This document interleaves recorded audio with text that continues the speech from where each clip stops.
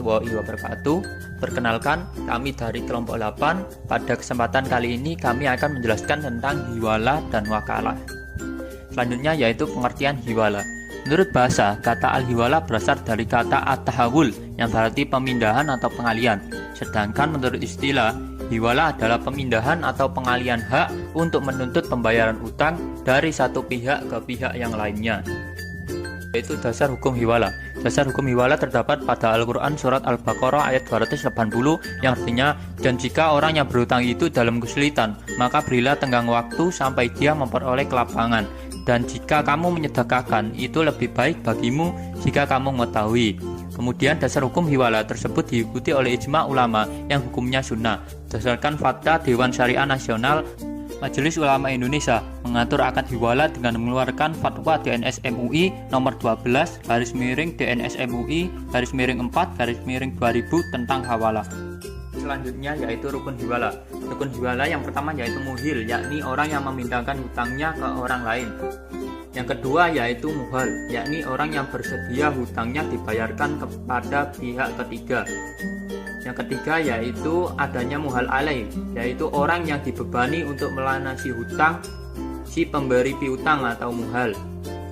Yang keempat yaitu adanya hutang muhil ke muhal. Yang kelima yaitu adanya hutang muhal alaih ke muhil. Dan yang terakhir yaitu adanya sigot atau akad atau lafadz yang diucapkan pada saat transaksi. Yaitu syarat hiwala. Syarat yang pertama yaitu pihak berhutang atau muhil rela melaksanakan akad ini.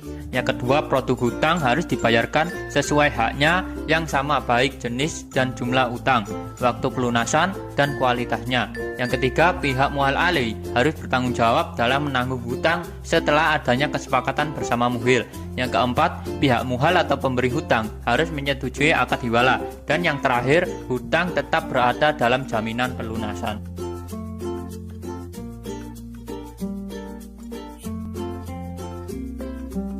Contoh hiwala, Fatimah meminjamkan uang 100.000 kepada Budi, sedangkan Budi memiliki piutang kepada Ahmad dengan jumlah yang sama, yakni 100.000. Dan ketika Fatimah menagih utangnya ke Budi, maka Budi boleh mengatakan, Ahmad memiliki utang 100.000 kepadaku, dan kamu dapat menagih kepadanya. Dalam hal ini terjadi perpindahan hutang dari Budi kepada Fatimah menjadi dari yang pertama, salah satu pihak yang melakukan akad tersebut membatalkan akad hiwala sebelum akad itu berlaku secara tetap. Yang kedua, muhal melunasi utang yang dialihkan kepada muhal alaih. Yang ketiga, muhal meninggal dunia, sedangkan muhal alaih merupakan ahli waris yang mewarisi harta muhal. Yang keempat, muhal alaih menghibahkan atau menyedekahkan harta yang merupakan utang dalam akad hiwala tersebut kepada muhal. Itu saja penjelasan dari materi hiwala. Langsung saja kita ke materi selanjutnya, yaitu tentang wakalah.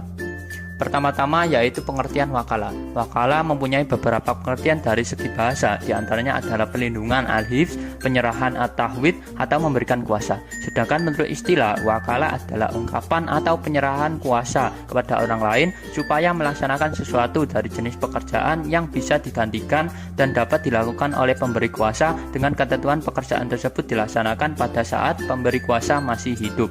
Wakalah. Dasar hukum wakalah terdapat pada Al-Quran surat An-Nisa ayat ke-35 yang artinya, dan jika kamu khawatir terjadi persengketaan antara keduanya, maka kirimlah seseorang juru damai dari keluarga laki-laki dan juru damai dari keluarga perempuan.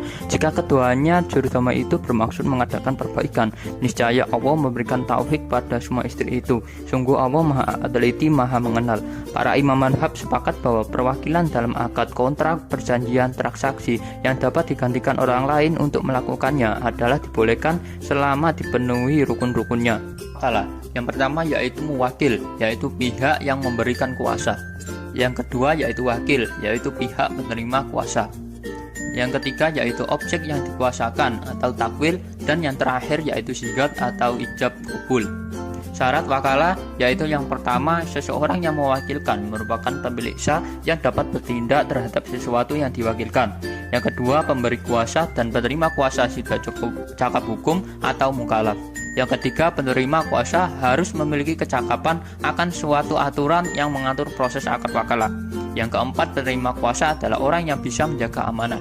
Yang kelima, pekerjaan yang dikuasakan harus jelas spesifikasi dan kriterianya. Yang keenam, bahasa dari pemberi kuasa harus mewakili kerelaannya menyerahkan kuasa kepada al-wakil, baik berbentuk syarih, jelas ataupun kinaya, tersirat atau sindiran, dan dapat ditafsirkan berbeda.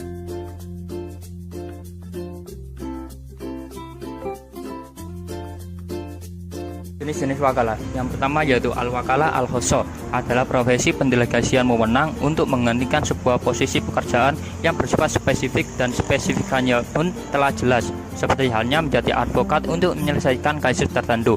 B. Al-wakalah al-amah, adalah profesi pendelegasian wewenang yang bersifat umum tanpa adanya spesifikasi, seperti belikanlah aku handphone apa saja yang kamu temui.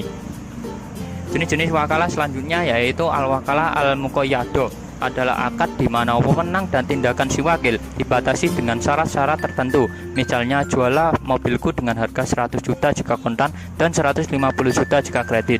D. Al-wakalah al-mutlaqo, adalah akad wakalah di mana wewenang dan wakil tidak dibatasi dengan syarat atau kaidah tertentu. Misalnya, jualah mobilku ini tanpa menyebutkan harga yang diinginkan.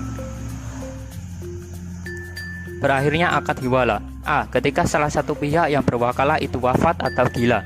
B. Apabila maksud yang terkandung dalam wakalah itu sudah selesai pelaksanaannya atau dihentikan maksud dari pekerjaan tersebut. C. Diputuskannya wakalah tersebut oleh salah satu pihak yang menerima kuasa dan berakhir karena hilang kekuasaannya. D. Dihentikannya aktivitas atau pekerjaan dimaksud oleh kedua belah pihak. E. Penerima kuasa mengundurkan diri dengan sepengetahuan pemberi kuasa. F. Gugurnya hak pemilikan atas barang bagi pemberi kuasa. Hikmah wakalah. Pada dasarnya, tugas dan tanggung jawab urusan seseorang itu adalah kewajibannya sendiri. Akan tetapi, terkadang manusia tidak dapat melakukan tugas itu karena halangan yang timbul pada dirinya di luar kemampuannya. Maka manusia mewakilkan kepada orang lain yang dianggapnya mampu dan boleh bertindak untuk menyempurnakan tanggung jawab tersebut untuk faedah dan kebaikannya. Demikian penjelasan tentang materi hiwala dan wakalah.